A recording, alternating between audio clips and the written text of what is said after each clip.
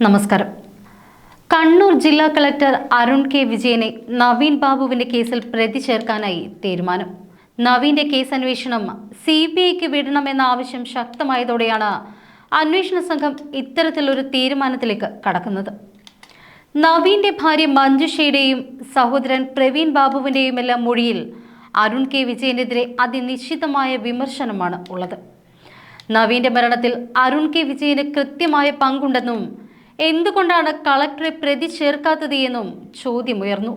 യാത്രയയപ്പ് ചടങ്ങിന് ശേഷം നവീൻ ബാബു തന്നെ വന്ന് കണ്ടിരുന്നതായി കണ്ണൂർ കളക്ടർ അന്വേഷണ സംഘത്തിന് മൊഴി നൽകിയിരുന്നു. ഇതിന് പിന്നാലെയാണ് കളക്ടറുടെ മൊഴി തള്ളിക്കൊണ്ട് നവീൻ ബാബുവിന്റെ ഭാര്യ മുന്നോട്ട് വന്നത്. കളക്ടർ പറയുന്നത് പച്ചക്കള്ളമാണ് എന്നും വ്യക്തിപരമായി സംസാരിക്കാൻ തക്ക യാതൊരുവിധ ആത്മബന്ധവും കളക്ടറോട് നവീൻ ബാബുവിന് ഉണ്ടായിരുന്നില്ല എന്നും മഞ്ജുഷ വ്യക്തമാക്കി. കളക്ടർ പറയുന്നതെല്ലാം നുണയാണ്. കളക്ടറുമായി നവീൻ ബാബുവിന് ആത്മബന്ധമൊന്നും ഉണ്ടായിരുന്നില്ല. അതുകൊണ്ട് തന്നെ കളക്ടറോട് നവീൻ ഒന്നും തുറന്നു പറഞ്ഞിരിക്കാൻ സാധ്യതയുമില്ല. അദ്ദേഹത്തിന് കാര്യങ്ങൾ പങ്കുവെക്കാൻ പറ്റുന്ന വ്യക്തി ആയിരുന്നില്ല കളക്ടർ. കളക്ടറുടെ വാക്കുകൾ വിശ്വസിക്കുന്നില്ല. അദ്ദേഹത്തിന്റെ മൊഴി സംശയകരമാണ് എന്നും മഞ്ജുഷ മാധ്യമങ്ങളോട് പറഞ്ഞു. ഇത് ശരിവെക്കുന്നതായിരുന്നു ഗീത IASന്റെ അന്വേഷണ റിപ്പോർട്ടും. അതായത് കണ്ണൂർ കളക്ടറായി ചാർജ് എടുത്ത കാലം മുതൽക്ക് തന്നെ PP ദിവ്യയുടെ വളരെ അടുത്ത ബന്ധം പുലർത്തിയിരുന്ന ആളാണ് കളക്ടർ അരുൺ കെ വിജയൻ എന്ന് ലാൻഡ് റവന്യൂ ജോയിന്റ് കമ്മീഷണറായ ഗീത IASന്റെ അന്വേഷണത്തിൽ കണ്ടെത്തിയിരുന്നു. ദിവ്യയുടേത് മാത്രമല്ല, P ശശിയുമായും അരുൺ കെ വിജയന് ബന്ധമുണ്ടായിരുന്നതായും റിപ്പോർട്ടുകൾ പുറത്തു വരുന്നുണ്ട്.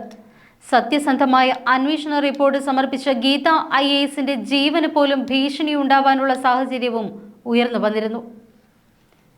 എന്തായാലും തന്റെ ഭർത്താവിന്റെ മരണത്തിന് ഉത്തരവാദിയായവരെയെല്ലാം നിയമത്തിന് മുന്നിൽ കൊണ്ടുവരുമെന്ന ദൃഢപ്രതിജ്ഞയുമായി അദ്ദേഹത്തിന്റെ ഭാര്യ മഞ്ജുഷ രംഗത്ത് വരികയാണിപ്പോൾ. ഈ സാഹചര്യത്തിൽ ഈ കേസിൽ ഇനി പല ട്വിസ്റ്റുകൾക്കും കേരള ജനത സാക്ഷിയാകും.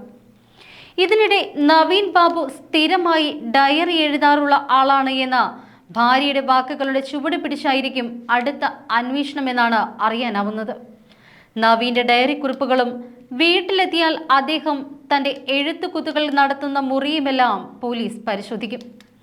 എന്തെങ്കിലും തരത്തിലുള്ള സൂചനകൾ അതിൽ നിന്നും ലഭിക്കുമോ എന്നാണ് പോലീസിന്റെ പ്രതീക്ഷ.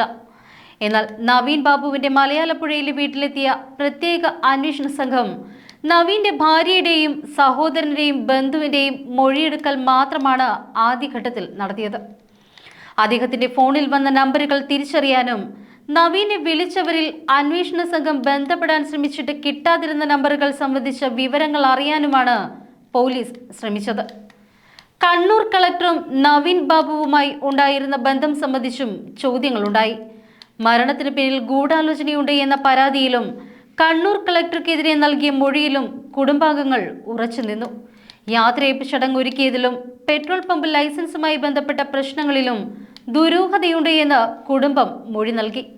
നവീൻ ബാബു മരിച്ച് 1 മാസം തികഞ്ഞ ദിവസമാണ് പ്രത്യേക അന്വേഷണ സംഘം വീട്ടിലെത്തിയത്.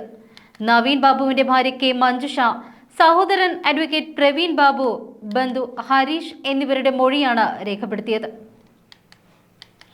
സഹോദരൻ നൽകിയ പരാതിയുടെ അടിസ്ഥാനത്തിൽ കണ്ണൂർ ടൗൺ പോലീസ് നവീൻ ബാബുവിന്റെ സംസ്കാര ദിവസം വീട്ടിലെത്തി മൊഴി രേഖപ്പെടുത്തിയിരുന്നു.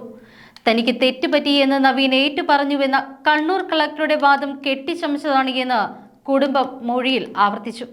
കണ്ണൂർ ജില്ലാ പഞ്ചായത്ത് മുൻ president PP Divya, petrol pump ലൈസൻസിന് അപേക്ഷ നൽകിയ TV പ്രശാന്ത് എന്നിവർക്കെതിരെ സഹോദരൻ അഡ്വക്കേറ്റ് പ്രവീൺ ബാബു കണ്ണൂർ ടൗൺ പോലീസിൽ പരാതി നൽകിയതിനെ തുടർന്നാണ് കേസെടുത്തത്.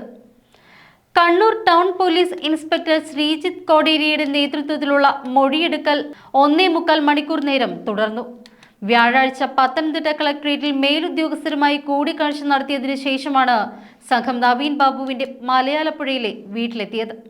Senior civil police officer Shaiju, CPO Shiji എന്നിവരുമുണ്ടായിരുന്നു.